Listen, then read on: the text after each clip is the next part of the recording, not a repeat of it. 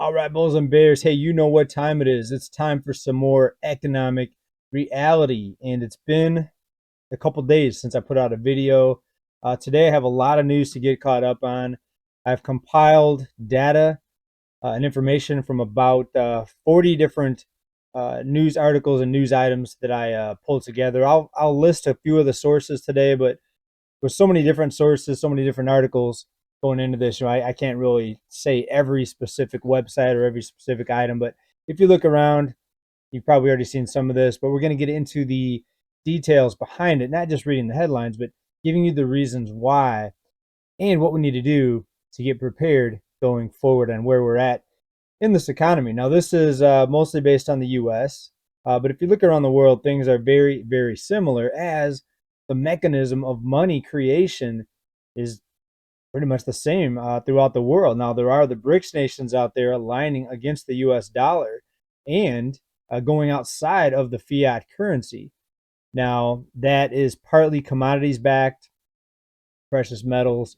We're still seeing, of course, fiat money created throughout the world, though. Even in the BRICS nations, it's a transition that's happening. It's not going to be a brick wall where everything suddenly stops. And that's actually a good thing because that gives us more time to prepare on one hand. But it can be a bad thing because when things play out very slowly, people tend to get complacent. And many people believe that there's not anything that's ever going to happen or ever going to change, right? Even though, if you just look back at history, we've seen periods of drastic economic transition. Just go back to the Great Depression, go back to several of the other fiat currencies that have failed throughout history. By the way, I've got my economic supervision blue blockers on today. These help me zoom in or zone in on the most important economic data and analysis. But we look at the other countries, that have seen throughout history that have seen their currencies devalued. We've never seen a currency like the U.S. dollar and how widely it's used. I mean, before globalism was really prevalent, we had these non-dollar fiat currencies, throughout history, looking back over the several hundreds of years, right?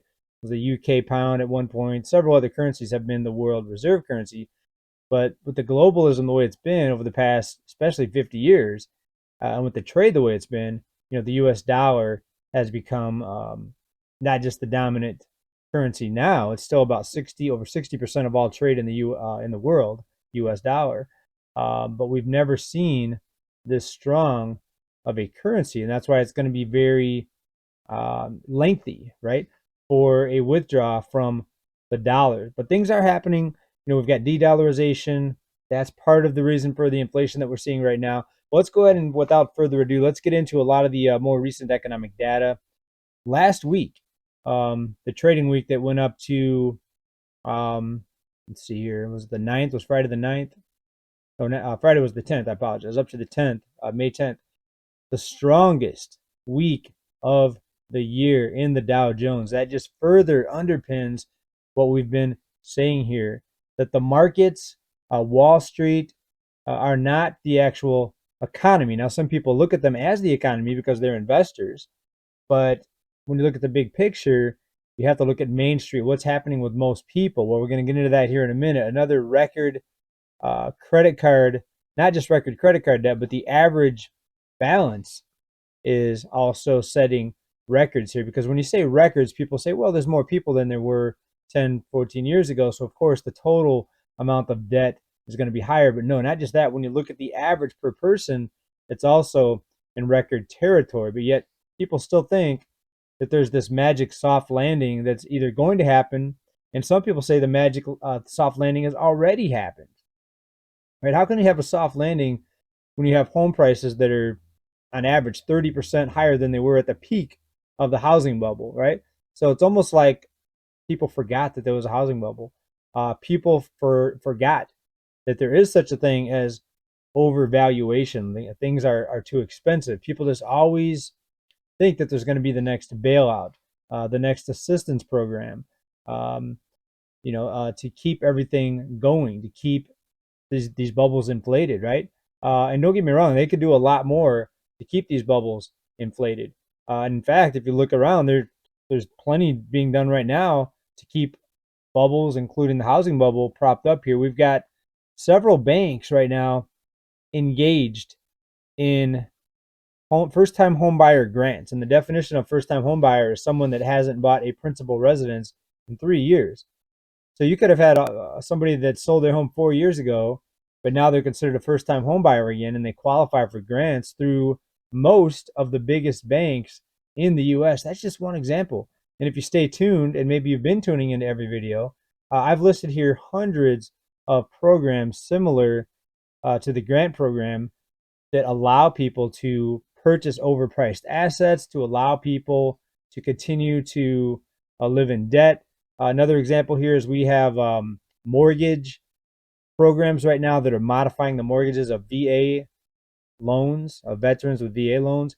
FHA loans right now are many millions of loans total are going through modifications. So they're trying their darnest to keep people.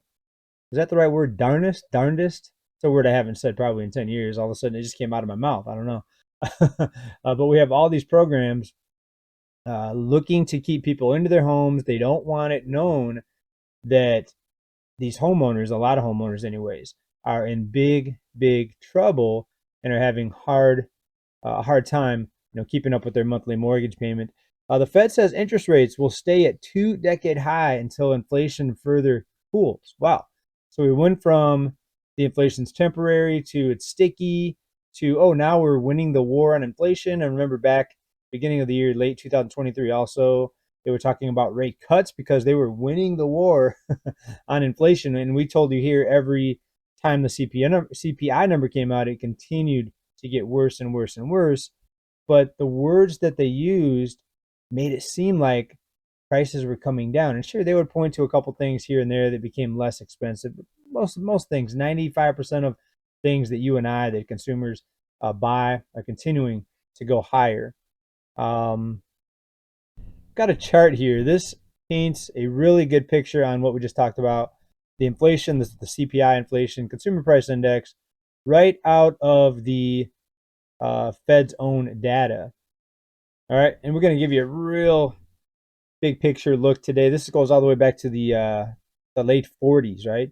So we are going back about 80 something years, 70, 80 years, and we see steady rises in the CPI number, consumer price index, minor corrections along the way, usually around the time that we see a recession.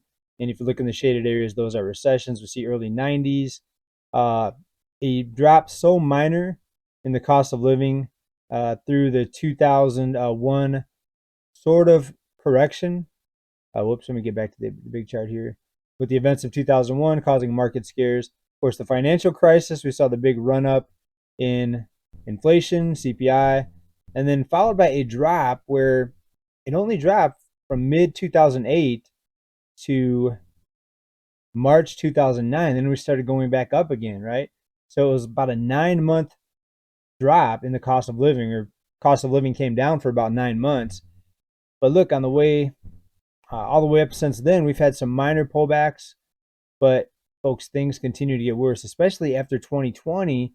And you look where the mouse is right now, where the cursor is, the big spike up in 2020, winning the war on inflation was the slight change in the trajectory of the cost of living. You can see where the cursor's at right now. For those of you listening, it looks like a 45-degree angle changing into something slightly vertical from maybe a 45-degree angle, maybe down to 30-degree angle. All right. And that was put out there as, hey, we're winning the war on inflation, when really it just kept going up. It just didn't go up as fast, right? So I wanted to bring that to you because that's one of the huge, I think, things that people are missing right now, is that inflation's not coming down. It continues to go up. And sure, there'll be a brief blip here and there where it goes down for a month when you look at everything combined. But overall, I mean, look where we're at. If you look at the chart again, look where we're at compared to pre-2020, and look where we're at compared to history. I mean, we're spiking up higher now, even after the quote unquote slowdown in inflation. We're still going up faster now than we have at any point in the previous 80 years. I mean, going back, look at the chart, right? So this is unprecedented, folks. They're doing a lot of things. They're throwing a lot of money at this right now to keep things looking normal. But the consumer, which is one of the key drivers of the U.S. economy, is getting really, really hurt right now. Credit card net charge-offs are rising, but yet banks aren't concerned, right? We've talked about that many times. Why are banks not concerned? Because they know that they're going to be, at the end of the day, they're going to be rescued. And if they're not one of the big banks that are going to be rescued, they're just going to get bought out by a bigger bank. The depositors will be covered by just printing the money over here and handing it out to the people. So the question comes up, why do you need FDIC if they could just create the money and just give all these depositors their money back, right? So that took away a lot of the fear that people had. Remember, we saw bank runs, people panicking, pulling their money out of the banks. That slowed down because what Janet Yellen came out and said, she said basically everyone, all depositors are going to be covered. Now, I personally wouldn't take what she says as, something solid, right? I think she did say that, and it caused a lot of people to become confident. And we saw the bank runs, end. And sure, people are still pulling their money out of the bank, but compared to what we saw in 2023, really slowed down, right? Because of those comments and the confidence that was put out there, even though the FDIC doesn't have even 2% of what they need to cover all depositors, because people are realizing now, hey, they're just creating this money out of nothing. And, so that actually, believe it or not, something that wild and drastic, creating all this money out of nothing, actually gave people more confidence. They could just create the money to cover them. Let's talk about what Barry Sternlicht said. And we talked about this in the previous report, but this is pretty stunning, this prediction. One bank failure per week. And he says it's going to begin this year. His concern regarding more than 4,000 banks in the U.S. And by the way, he's a real estate investor. He's the CEO of Starwood Capital, right? So people listen to these billionaires for analysis of what's happening in the economy here. He expects these bank struggles to continue, right? These billionaires know, right? Because they participate in the game. They borrow money from these banks. Banks that are giving out money on leverage, meaning they may have $1 and they'll loan out $100, or if they have $1,000,000, they loan out 100 million.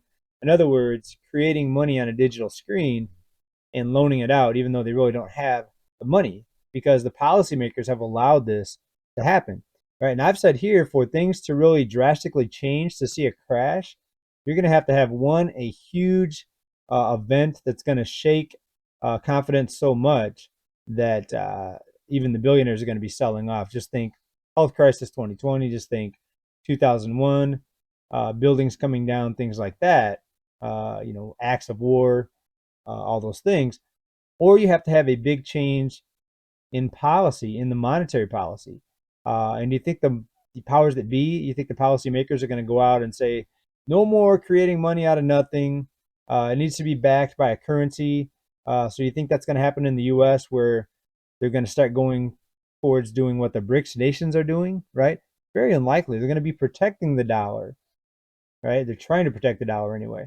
And that's why they're hesitant on cutting rates, but they're also hesitant on raising rates because of all the debt out there now, right? All the debt holders will implode even faster. They're already imploding, but they would implode even faster with rate hikes, right? So again, they're trapped. And I think many of you know this. The question is, how long is this going to take to play out? And what's it going to be like, right? So let's get into some more news. I think that's going to answer some more of your questions here, right? So here's another shoe yet to drop because of another help program that's put out there. Teacher layoffs loom as schools face loss of pandemic funds. And this is out of News Nation. Yes, I said pandemic funds, right? So this was a program passed, and it's been going on here. A lot of emergency programs that were implemented in 2020, 2021 are still happening today. We still have cities with eviction moratoriums right now, even today as we speak, 4 years beyond the health crisis. 380,000 full-time staff could lose jobs, and these people would have already lost their jobs if it weren't for this program that came out in 2021. Let me find the name of it here for you. This was a federal aid program approved in 2021, the American Rescue Plan. Remember hearing about that one?